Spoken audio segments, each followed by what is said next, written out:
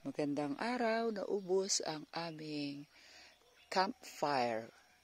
Finally, buong gabi kahapon or kagabi kami ay naging masaya sa pag-uupo dito palibot sa area.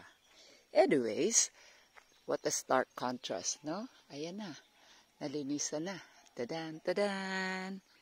Tadan, tadan! Chan, tadan! Today is April 19, 2025. Pangatlong linis na namin ang area na ito bago ito naging ganito ang itsura. Ayos ba ang camper? Ayos. Tulog pa ang ibang mga campers.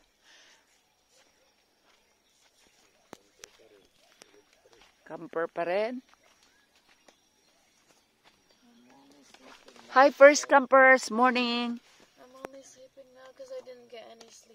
Huling, ng buwan, 6 something in the morning na.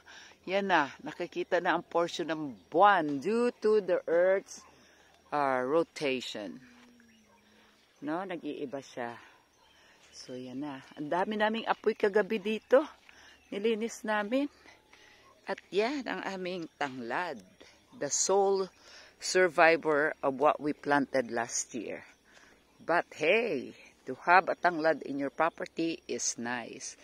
Newly planted balayong. This will be flower.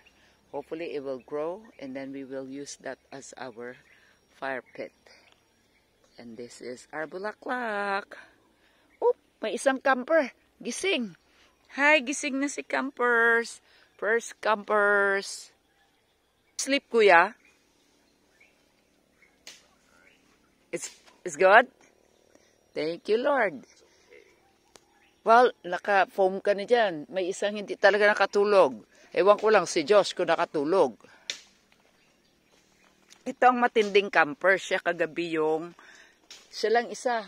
Paapoy siya. Kami natutulog na. Sabi niya, bakit daw hindi kami nagtutulog? Kaya ngayon, ayaw na magising. Yan na. Woohoo! Alright. Ito naman, masipag na campers. Goodbye, everyone.